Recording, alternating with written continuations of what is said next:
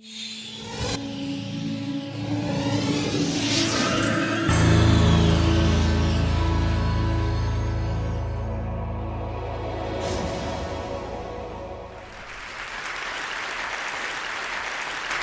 I was 7 years old and my sister was just 5 years old, we were playing on top of a bunk bed. I was 2 years older than my sister at the time. I mean, I'm 2 years older than her now, but at the time that meant she had to do everything that I wanted to do, and I wanted to play war. So we were up on top of our bunk beds, and on one side of the bunk bed I had put out all my G.I. Joe soldiers and weaponry, and on the other side were all my sister's Milos and ponies and ready for a cavalry charge. There are differing accounts of what actually happened that afternoon, but since my sister is not here with us today, let me tell you the true story. Which is my sister is a little bit on the clumsy side, and somehow, without any help or push from her older brother at all, suddenly Amy disappeared off of the top of the bunk bed and landed with us crash on the floor.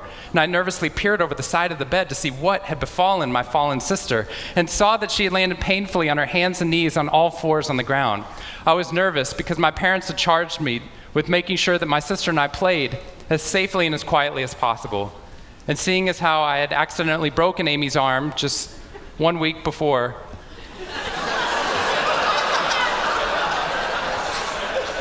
heroically pushing her out of the way of an oncoming imaginary sniper bullet, for which I have yet to be thanked. I was trying as hard as I could. She didn't even see it coming. I was trying as hard as I could to be on my best behavior, and I saw my sister's face this wail of pain and suffering and surprise, threatening to erupt from her mouth and threatening to wake my parents from the long winter's nap for which they had settled. So I did the only thing my little frantic 7-year-old brain could think to do to avert this tragedy. If you have children, you've seen this hundreds of times before. I said, Amy, wait, don't cry, don't cry. Did you see how you landed? No human lands on all fours like that. Amy, I think this means you're a unicorn. Now that was cheating, because there's nothing in the world my sister would want more than not to be Amy the hurt 5-year-old little sister, but Amy the special unicorn. Of course, this was an option that was open to her brain at no point in the past, and you could see on my poor, manipulated sister's face conflict, as her little brain attempted to devote resources to feeling the pain and suffering surprise she just experienced, or contemplating her newfound identity as a unicorn. And the latter won out. Instead of crying, instead of ceasing our play, instead of waking my parents with all the negative consequences that would have ensued for me, instead, a smile spread across her face, and she scrambled right back up onto the bunk bed with all the grace of a baby unicorn. With one broken leg. What we stumbled across at this tender age of just 5 and 7, we had no idea at the time, was something that was going to be at the vanguard of a scientific revolution occurring 2 decades later in the way that we look at the human brain. What we had stumbled across is something called positive psychology, which is the reason that I'm here today and the reason that I wake up every morning. When I first started talking about this research outside of academia, out with companies and schools, the very first thing they said to never do is to start your talk with a graph. The very first thing I wanted to do is start my talk with a graph. This graph looks boring, but this graph is the reason that I get excited and wake up every morning. And this graph doesn't even mean anything. It's fake data. What we found is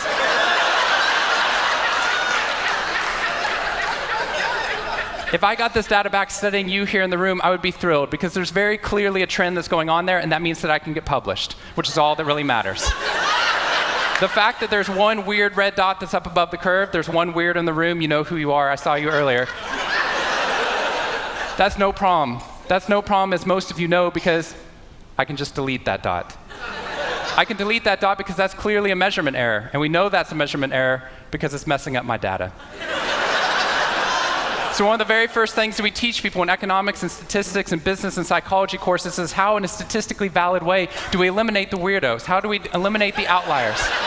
So that we can find the line of best fit, which is fantastic if I'm trying to find out how many Advil the average person should be taking, too. But if I'm interested in potential, if I'm interested in your potential, or for happiness, or productivity, or energy, or creativity, what we're doing is we're creating the cult of the average with science. If I ask a question like, how fast can a child learn how to read in a classroom? Scientists change the answer to, how fast does the average child learn how to read in that classroom? And then we tailor the class right towards the average. Now, if you fall below the average on this curve, then psychologists get thrilled, because that means you're either depressed, or you have a disorder, or hopefully both. We're hoping for both, because our business model is if you come into a therapy session with one problem, we want to make sure you leave knowing you have 10. So you'll keep coming back over and over again. We'll go back into your childhood if necessary, but eventually what we want to do is to make you normal again. But normal is merely average. And what I posit and what positive psychology posits is that if we study what is merely average, we will remain merely average. Then instead of deleting those positive outliers, what I intentionally do is come into a population like this one and says, why?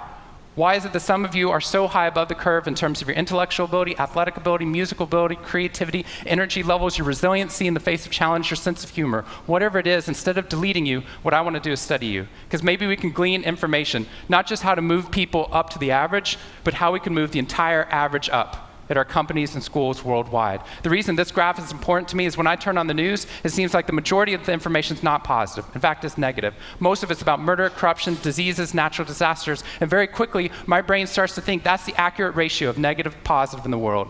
What that's doing is creating something called the medical school syndrome, which if you know people who have been to medical school during the first year of medical training, as you read through a list of all the symptoms and diseases that could happen, suddenly you realize you have all of them. I have a brother-in-law named Bobo, which is a whole other story. Bobo married Amy the unicorn. Bobo called me on the phone from Yale Medical School. And Bobo said, Shawn, I have leprosy. Which even at Yale is extraordinarily rare. But I had no idea how to console poor Bobo because he had just gotten over an entire week of menopause.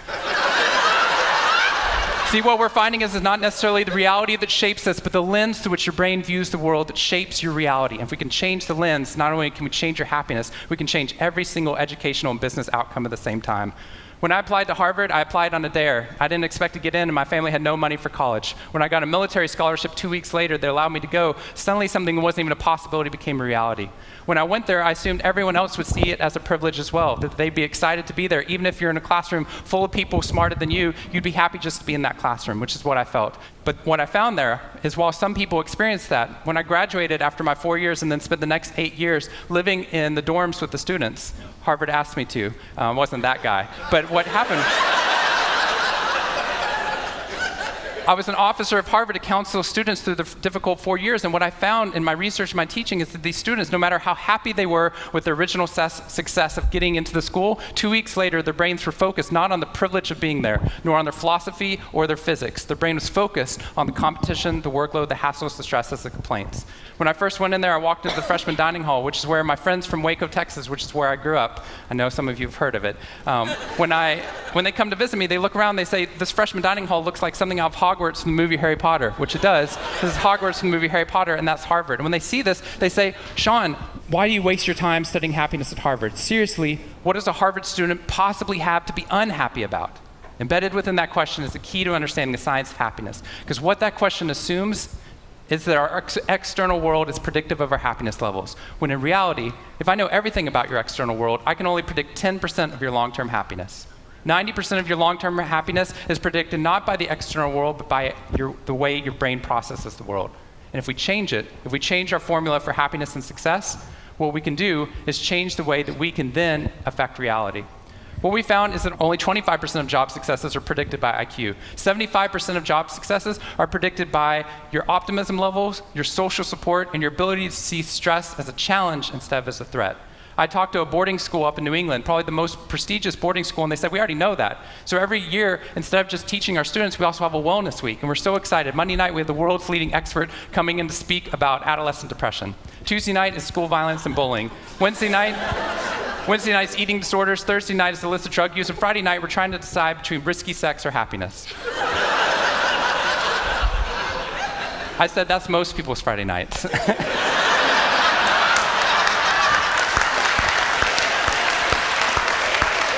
Which I'm glad you liked, but they did not like that at all. Silence on the phone. And into the silence, I said, I'd be happy to speak at your school, but just so you know, that's not a wellness week, that's a sickness week.